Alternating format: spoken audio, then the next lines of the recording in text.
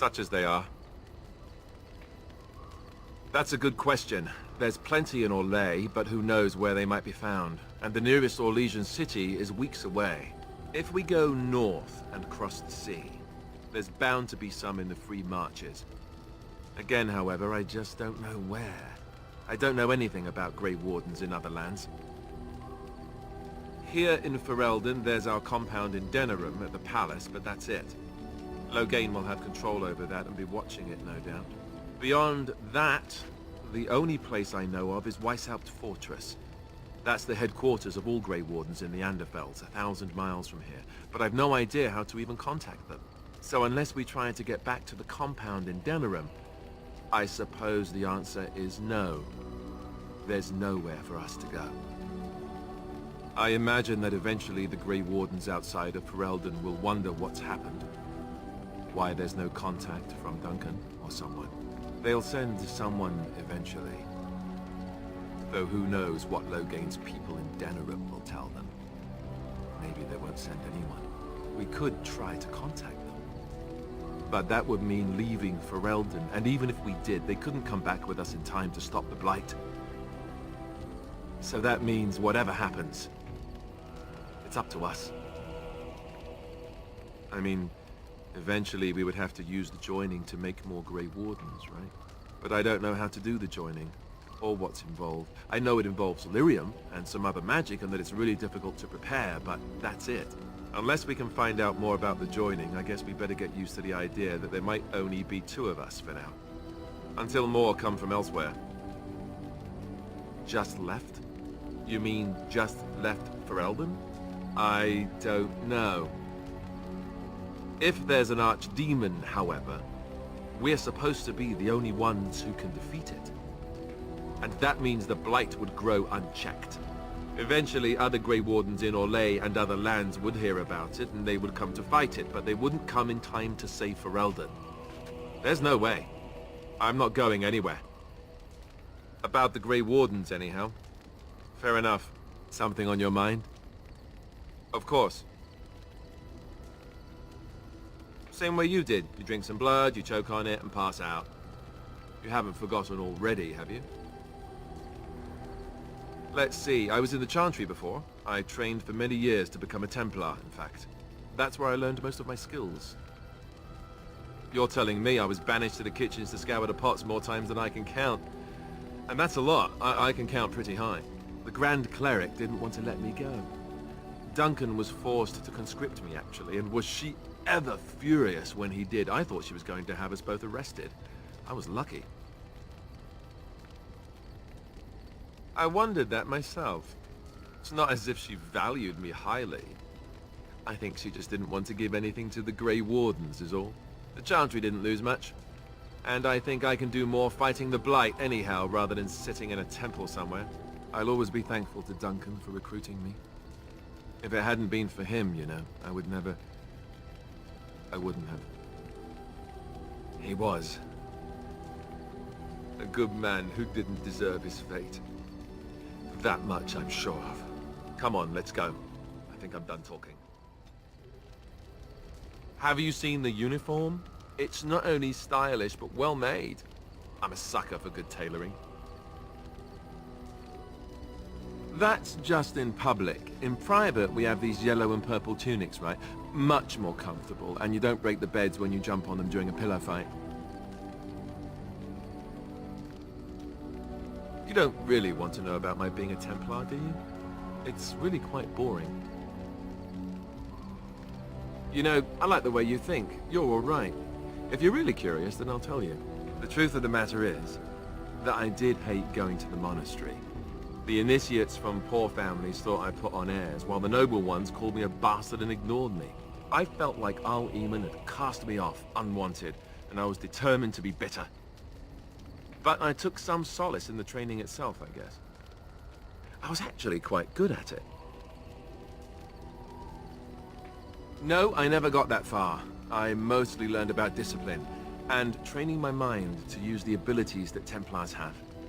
It was difficult, but rewarding. I never really felt at home anywhere, though, until I joined the Grey Wardens. And Duncan felt my Templar abilities might be useful when we encountered Darkspawn magic, so I kept it up. What about you? Do you have anywhere you consider home? You must miss them a great deal. Duncan and the Grey Wardens are the closest I ever got to that kind of family. We won't always be traveling like this, you know. Once the war is over, once the Blight is... well, a time will come when we'll have to think about having a real home again. Though that seems like a far ways off. And I suppose the Grey Wardens are gone for good, either way. You're right. Best to concentrate on what we have to do right now. You mean other than becoming a Grey Warden? You know, I asked Duncan this too, and all I got was, "You'll see." Oh, it's not that Duncan wants to keep it a secret, it's just that the Grey Wardens don't discuss it much. I gather it's not a pleasant topic. The first change I noticed was an increase in appetite. I used to get up in the middle of the night and raid the castle larder. I thought I was starving. I'd slurp down every dinner like it was my last, my face all covered in gravy. When I'd look up, the other Grey Wardens would stare, then laugh themselves to tears. That's me, Alistair the pig. I can go through a trough in 5 seconds flat, just you watch. Oh, and then there were the nightmares. Duncan said it was part of how we sense the Darkspawn. We tap into their, well, I don't know what you call it, their group mind.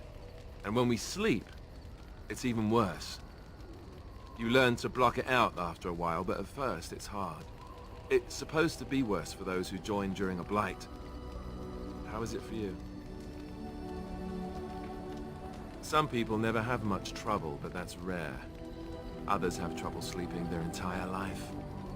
They're just more sensitive, I suppose. Everyone ends up the same, though. Once you reach a certain age, the real nightmares come.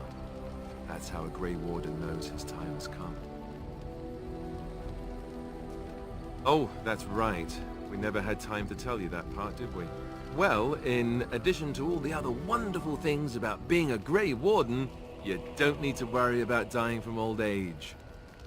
You've got 30 years to live, give or take. The taint, it's a death sentence. Ultimately, your body won't be able to take it. When the time comes, most Grey Wardens go to Orzammar and die in battle rather than waiting. It's tradition. You'll always find Darkspawn down where the dwarves are. The oldest Grey Wardens head to the deep roads for one last glorious battle. Not that there's a shortage of Darkspawn during a Blight, but that's the tradition. The dwarves respect us for it. And you wondered why we kept the joining a secret from the new recruits. There you have it. I suppose it is. We're the only ones who can stop the Blight, however. Is there a price too high to pay for that? You know, Duncan, he started having the nightmares again. He told me that in private. He said it wouldn't be long before he'd go to Orzammar himself. I guess he got what he wanted. I just wish it had been something worthy of him. I know. Ending the Blight should make this all worthwhile, right? I didn't know them for very long, but I guess it was longer than you. You never met them all, did you? They were quite a group. Actually, they felt like an extended family, since we were all cut off from our former lives. We also laughed more than you'd think. There was this one time... Well, you probably don't want to hear stories about men you didn't know. There was one Grey Warden who came all the way from the Anderfells. What was his name? Gregor... He was a burly man with the biggest, fuzziest beard you've ever seen. And the man could drink. He drank all the time, but he never got drunk. Finally, we all made a pool to see just how many pints it would take to put him under the table.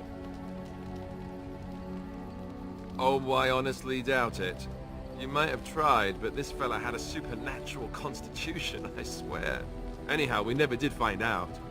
He said he'd drink a pint for every half pint that the rest of us drank. He was still going by the time the rest of us were passed out. I'm told that Duncan walked in later on and saw us all passed out from one end of the hall to the other, and Gregor still drinking. Duncan laughed until he nearly... until...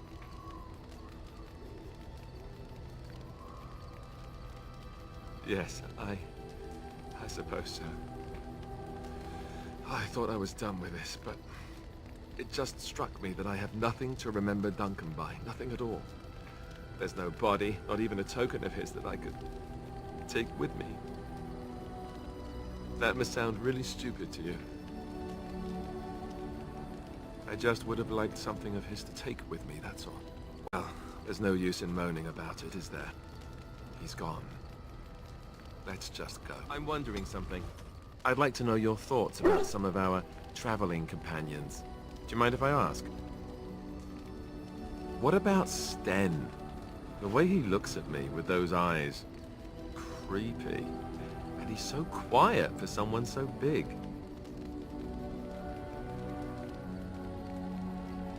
The more I talk to him, the more reasonable he does seem. His philosophy is so strange. But it doesn't sound at all as vile as the Chantry describes it. And yet, he killed all those people. He doesn't even deny it. Doesn't that bother you? Yet he seems otherwise honorable and even wise. I don't get it. What about Liliana? Is she crazy? Or do you really believe in her vision?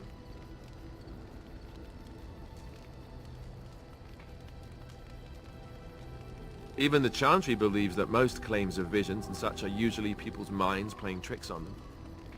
Wishful thinking at best. I'm not sure what I think.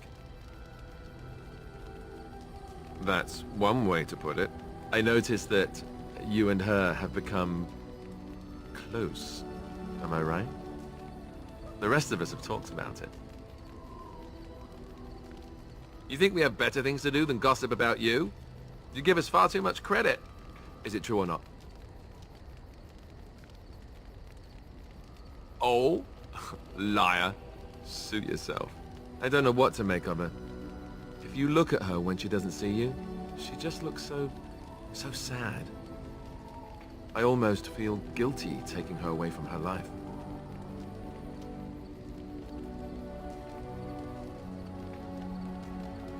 Yes, I know. Still, I feel badly for her. Morrigan. Do you trust her? Think about it. Maybe Flemeth sent her with us for some other reason than she said.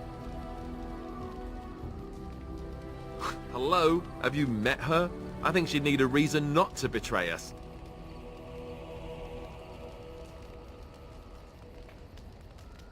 Well, there is that. Just tell me one thing. Is it true what the others say? Do you have a thing going with Morrigan?